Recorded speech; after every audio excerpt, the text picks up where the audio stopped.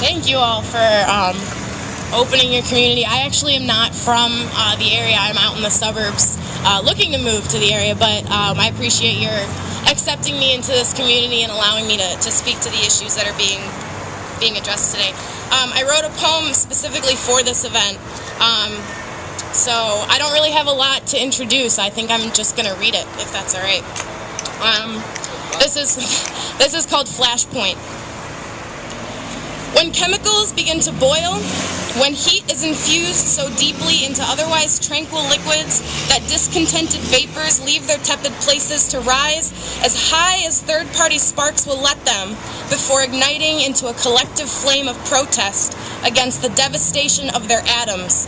When the level of discontent amongst protons, neutrons, and electrons is so great that it's quantifiable in Fahrenheit degrees, fumes we can see, that is called the flashpoint.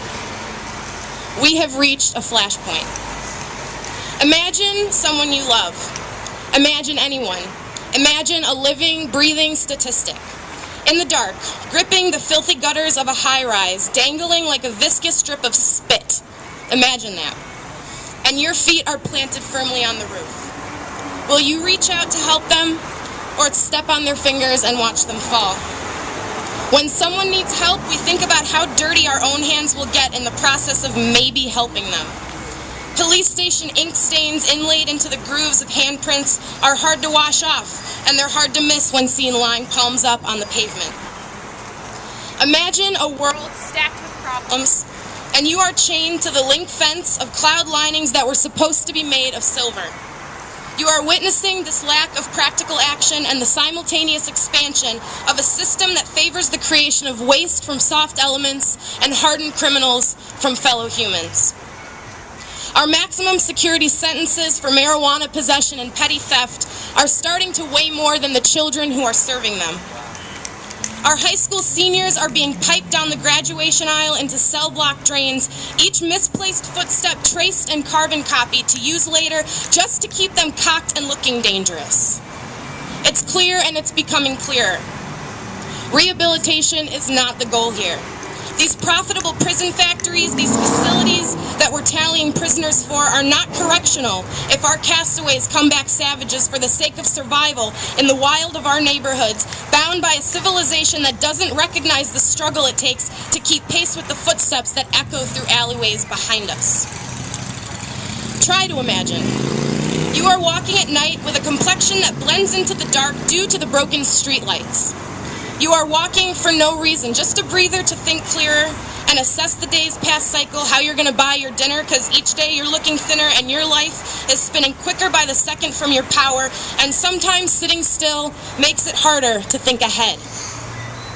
The air is warm, there's love out there, but despite the embrace of the night, the hug of your neighborhood curbs, and the stars, you spend that sacred silence stressing to find an alibi to hide behind in case your right to walk has been revoked without you knowing.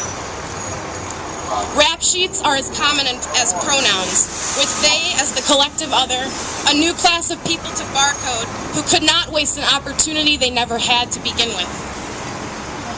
Our politicians crack wise about baptizing our freedoms on waterboards. They say to us, you're just not quick enough. There are too many hands trying to operate the social machine, and it won't function smoothly if we don't remove those fingers from the parts. To them we say, progress isn't made with stagnating promises or by cutting the tattered heels off your denim boot cuffs. As soon as you start walking, those cotton frays will trip you up. It's the nature of the fiber combining with the weather. You should take better care of your clothes if you're trying to prevent future problems like walking forward. If laws don't help us all, then who do the laws help? We must stay present in the concept of the future, stay honest about what lies ahead, stay true to those families who have lost and still will lose their children to undue brutality, choked by riot cuff wire ties and heart zapped into drooling submission by trigger-happy tasers. We have to irrigate our word space from clusters of obstructive voices, let the static drowning sound buoy our words to the surface.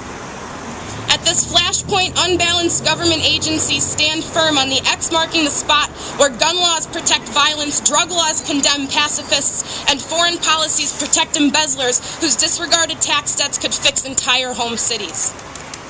With hooked arms in corporate pockets, feet planted wide and indignant over untreated dirt, soil that only asks for water and sunlight to survive, uniformed officials wearing cufflinks ready to block from any direction, becoming rotating crosses of half-human barricades. The intent to live in peace is mired by the fact that our streets require street smarts, and it's not safe to wear a hoodie or face surveillance cameras in the dark. At this flashpoint, at high volume and with word choice, will Red Rover through the heated airwaves, battle cry and poetry, play our roles and take on more, break apart the cinder block bureaucracy and replace it with Lincoln logs, structures of empathy and connectedness. We'll stuff paper into cracked stone hearts. We'll pray at the modern Wailing Wall for social change. One nation amongst others, indivisible and all-inclusive, with liberty, education, civil rights, and justice for all. There.